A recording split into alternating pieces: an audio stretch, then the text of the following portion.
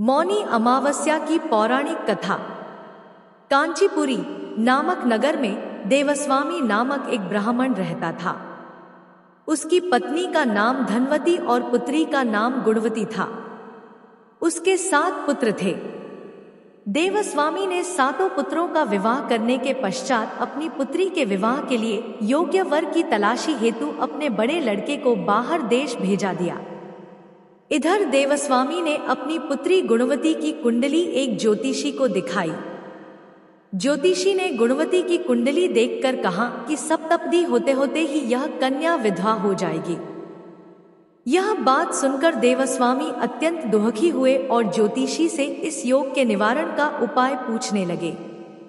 ज्योतिषी ने उपाय बताया कि इस योग का निवारण सिंहलद्वीप वासिनी सोमा नामक धोबिन को घर बुलाकर उसकी पूजा करने से ही संभव होगा। यह सुनकर देवस्वामी ने अपने सबसे छोटे लड़के के साथ अपनी पुत्री को सोमा धोबिन को घर लाने के उद्देश्य से सिंहलद्वीप जाने के लिए रवाना किया।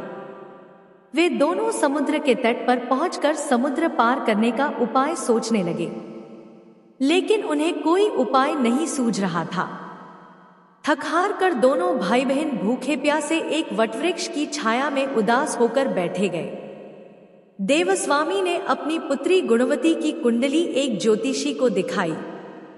ज्योतिषी ने गुणवती की कुंडली देखकर कहा कि सप्तपदी होते होते ही यह कन्या विधवा हो जाएगी। यह बात सुनकर देवस्वामी अत्यंत दुखी हुए और ज्योतिषी से इस योग के निवारण का उपाय पूछने लगे। उस वृक्ष के तने की एक खो में गिद्ध के बच्चे रहते थे। वे दिन भर इन दोनों को परेशान होते हुए देख रहे थे।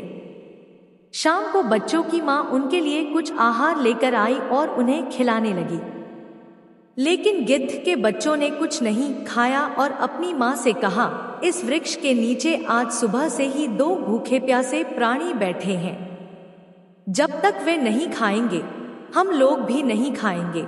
बच्चों की बात सुनकर उनकी मां गिद्धनी को दया आई गई। उसने दोनों प्राणियों को देखा और उनके पास जाकर कहा, आपकी इच्छा मैंने जान ली है, आप लोग भोजन करें।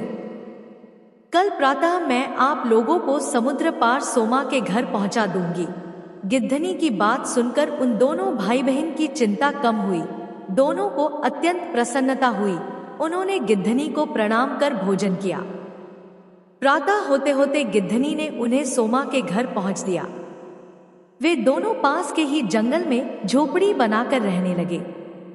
उन्होंने अपनी सेवा से सोमा को प्रसन्न करने का निश्चय किया। वे प्रतिदिन सुबह अंधेरे में उठकर सोमा का घर झाड़कर लीपपोत दिया करते थे। सोमा को हर रोज इतने ढंग से अपना घर लिपापुता एवं साफ सुथरा देखकर आश्चर्य होता था।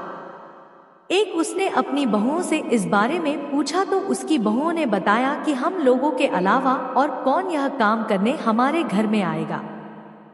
परंतु सोमा को बहुओं की इस बात पर विश्वास नहीं हुआ और उसने एक दिन सारी रात जागकर घर की सफाई का सारा रहस्य जान लिया।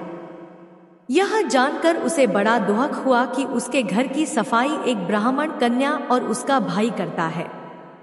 उनसे इस तरह सेवा करने का कारण पूछने पर भाई ने सोमा को सारी बात बताई, जिसे सुनकर सोमा ने कहा, आज से तुम लोग यह काम करना छोड़ दो।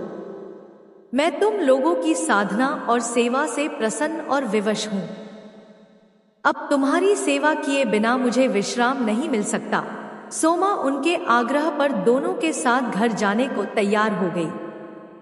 प्रस्थान करते समय उसने अपनी बहुओं से कहा कि यदि मेरी अनुपस्थिति में किसी की मृत्यु हो जाए तो उसके शरीर को नष्ट न करना।